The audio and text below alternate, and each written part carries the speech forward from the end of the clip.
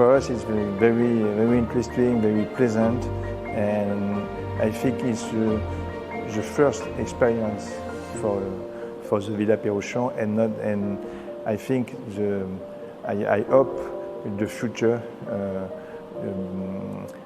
between China and France is to do this exhibition all the time. I think in photography is very important to share pictures, the new relationship between China and France.